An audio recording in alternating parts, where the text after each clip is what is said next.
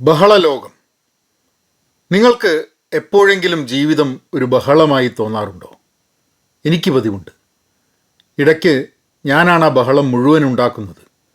ഇടയ്ക്ക് ഞാൻ ഒരു ശബ്ദം പോലും ഉണ്ടാക്കുന്നില്ല. ഇടയ്ക്ക് ബഹളം വയ്ക്കാൻ ശ്രമിച്ചിട്ട് പറ്റാതെ പോകുന്നതാണ്. മറ്റു ചില സമയത്ത് ഞാൻ മനഃപൂർവ്വം ഒരു നിശബ്ദത അനുഭവിക്കുകയാണ്. എൻ്റെ ചുറ്റും ആളുകൾ ബഹളം വെച്ചുകൊണ്ടിരിക്കുന്നു. അതിൻ്റെ ഇടയ്ക്ക് ചില നിശബ്ദതകൾ എനിക്കും വീണ് കിട്ടുന്നുണ്ട്.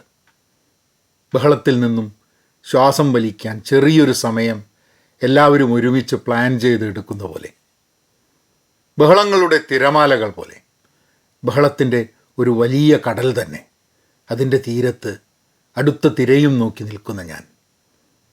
ഈ ബഹളം എന്ന് പറയുമ്പോൾ പലപ്പോഴും എൻ്റെ ഉള്ളിൽ മാത്രമാണ്. ആളുകൾക്ക് ലൈഫ് ആസ് യൂഷ്വൽ തന്നെ. ഇൻ്റർനെറ്റിൻ്റെ ബഹളം, ജോലിയുടെ ബഹളം, സമൂഹത്തിലെ കലഹങ്ങളുടെ ബഹളം, ആഗ്രഹങ്ങളുടെ ബഹളം, അനുരാഗങ്ങളുടെ ബഹളം, കാമത്തിൻ്റെ ബഹളം, സ്വപ്നങ്ങളുടെയും വിജയങ്ങളുടെയും പരാജയങ്ങളുടെയും കണ്ടെത്തലുകളുടെയും എത്തിപ്പിടിക്കലുകളുടെയും ഒക്കെ ബഹളം. ബഹളം, ബഹളം, ബഹളം. നിശബ്ദത അനുഭവിക്കാൻ ഒരു കുന്നുംപുറത്ത് പോയാലും രക്ഷയില്ല. അതുപോലുള്ള ബഹളം.